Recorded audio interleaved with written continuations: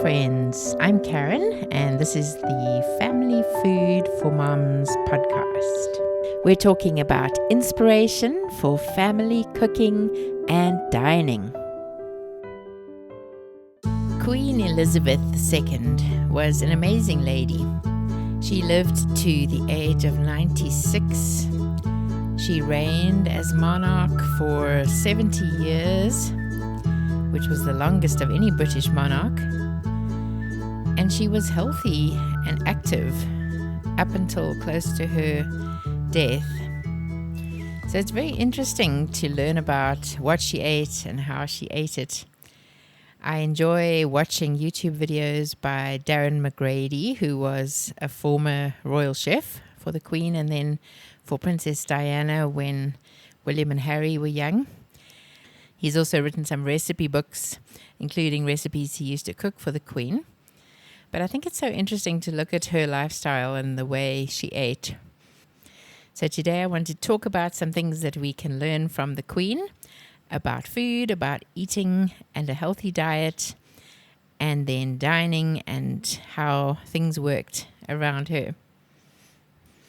Darren McGrady says that every week the royal menus would be sent up and the Queen would look at them and add any notes or make changes and then approve those, and they would cook for her or for any family with her or banquets, etc. Apparently, if there was a new recipe being added to the repertoire, then she liked to see it to make sure she approved of the actual recipe. But things that were repeated from the past, that was fine. One of the Queen's favorite meals that he used to make for her was steak with a creamy mushroom sauce. He would do a piece of fillet in a pan, and he would do it well done. She didn't like her steak anything less than that. And then he would add some cream and mushrooms at the end and pour that over the steak. In general, the Queen liked to eat very simple food that was not too rich. Banquets, they would have things like lobster and other rich foods, but when it was a private meal, the Queen would like something much simpler. Sometimes she would have soup and salad, or a piece of fish with some vegetables. And apparently she liked to eat what was in season. So the palaces, but especially Balmoral in Scotland, had huge vegetable gardens and places where they grew fruit. And the royal family even hunts their own venison. So very healthy because it's in season, what you would get from those vegetables and fruit gardens, like wonderful strawberries, rhubarb. And then the meat was wild caught as you get. And then it was cooked fresh from the garden, so highest nutrition possible. So that was a very healthy diet for Queen Elizabeth. So she would often request, when she was at Balmoral in the summer, she would request strawberry desserts, like a layered strawberries and cream dessert, anything to use up those delicious fresh strawberries. So simple food, local food, fresh and in season. Then Queen Elizabeth was, I think, a very disciplined lady. She was so devoted to her duties as queen, and she was disciplined in every area of her life. She loved to go horse riding and walk for miles when she was at Balmoral Castle. And when she had a treat, she would always have the tiniest little part of that and not allow herself to have more. Darren McGrady says that if they had a chocolate cake that she was having for tea, they sent up the cake and there would be the tiniest little sliver cut out of the cake, and then the cake would be sent back to the kitchens. And then the following day, she would request the cake again, or it would be sent up for tea, and she would have another tiny little sliver and send it back. So she enjoyed her treats, but she always had a very moderate amount. I think that's a good example to follow. We can enjoy out of the ordinary treats, enjoy sugar, but a little bit. And then often for dessert, she would have fruit like strawberries, peaches, or desserts made from those. So that again, it wasn't a very rich, but more of a simple dessert.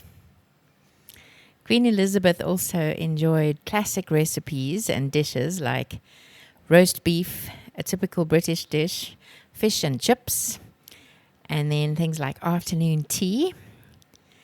All her menus reflected the traditions of British cuisine. As I mentioned, she had a balanced approach to food.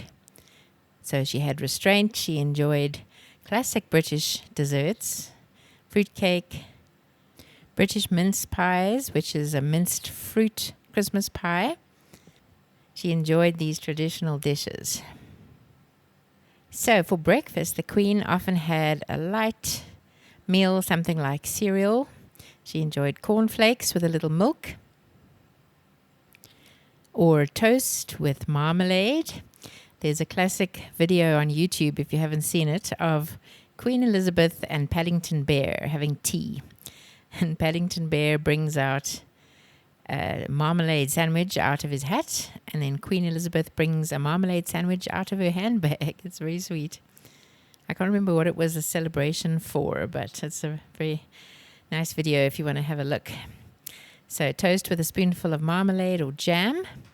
Seville orange marmalade was her favorite. And then, as a true British monarch, she always started her day with a cup of tea. Earl Grey tea, English breakfast tea. Her lunch was also a light meal, often served in private. She would have sandwiches with fillings like cucumber or egg and cress or ham. She liked to have grilled fish, particularly sole or mackerel, with vegetables or salad, and occasionally just a light salad for lunch. Then afternoon tea was an important part of her routine that she loved. As I mentioned before, the chocolate cake. Sometimes there was a variety of cake or pastry that was sent up. Scones with clotted cream and jam. Strawberry jam, raspberry jam. Those were favorites of hers. And the thinly sliced cucumber sandwiches with no crusts. Those were a favorite of hers too. Smoked salmon sandwiches or egg and cress. And pastries, delicate pastries like shortbread, fruitcake. And then dinner. Evening meals would be bigger. She would sometimes have events on, so they were more formal, either with family members or with guests. Often there would be a roast meat, so something traditional like beef or chicken, or lamb and venison, often from the Balmoral grounds. Then seasonal vegetables, broccoli, peas, carrots, and boiled potatoes. She loved those rather than heavy mashed potatoes. She liked the new small potatoes in a boiled and salted state. She loved seafood, salmon, bass. And then for snacks, she liked dark chocolate, often had some after a meal, or a biscuit, which is like a cookie after her tea. And she wasn't big for indulging in desserts, but she did, as I've mentioned, have fruitcake, chocolate cake, and sometimes ice cream or a fruity dessert made by the chefs. As she got older, her meals became lighter and healthier, and her preference for lean proteins like fish and chicken and vegetables were incorporated in her diet. She didn't enjoy spices or strong garlic flavors. And then for elaborate meals like celebrations, she would order the kitchen to make something like beef Wellington. The foie gras pate was a favorite. And then rich sauces with the venison. Interestingly, when eating with the Queen, no one starts until the Queen does. And you follow the Queen's lead. And then when the Queen is finished, everybody else is finished. So if she puts down her knife and fork slightly to the right, then she's done, and then everybody else must be done, and the royal staff will clear the plates. Sometimes, though, if the Queen notices others are still eating, she'll push a bit of food around on her plate before indicating that she's done so that you can finish your meal. So we see her life as being eating food for nourishment rather than just rich food for pleasure, but also having a balanced perspective and enjoying fruit and the sweetness of fruit, enjoying the occasional dessert or treat, and enjoying her food, although it was simple, and making sure that it was fresh and nourishing and in season and all the things that help with good health. She also was an amazing statesman and a lady, and the way she always carried herself, her respect for tradition and ceremony, her meals as rituals were never rushed.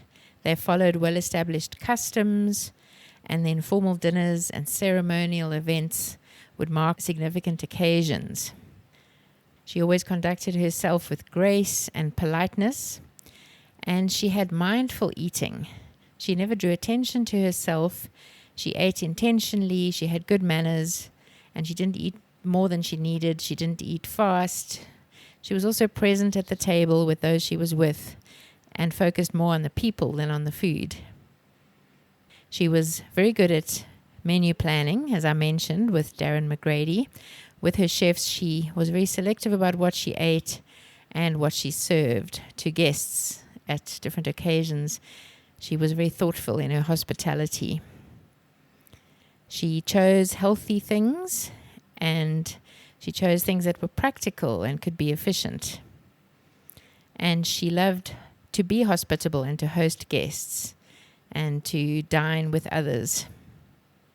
She also adapted amazingly over her many years to different food trends, to different international dishes that swept the world, like Italian food, Indian food, and often she would come back from a trip abroad having eaten something in a different country that she really liked, and then she would ask her chefs to learn how to prepare it. And then she would add that to the repertoire and perhaps serve it at banquets and dinners. She was also good at engaging conversation to make people feel at ease and to feel valued. She was a skilled conversationalist, and she used her dining interactions to strengthen relationships, to break down social barriers with diplomacy, and treating all her guests with equal respect. Some signature dishes that the Queen served at state banquets. Beef Wellington is a British dish which has a beef tenderloin wrapped in ham and mustard and then puff pastry and served with vegetables and a rich sauce. Then roast venison and even sometimes roast pheasant. But game meat was often served at these events, symbolizing the British tradition of hunting. Also, stuffed salmon was a favorite dish, and traditional British soups like pea soup and lobster bisque. The desserts were quite spectacular, and they were often as much about the visual beauty of the dish as they were about the taste. The Queen's preferences, as I've said, leaned towards lighter fruit-based desserts, but there were definitely occasional indulgences in chocolates or pastry. So fruit sorbets and puddings, sorbets made from seasonal fruits like strawberries, peaches, or citrus, was often served as a palate cleanser.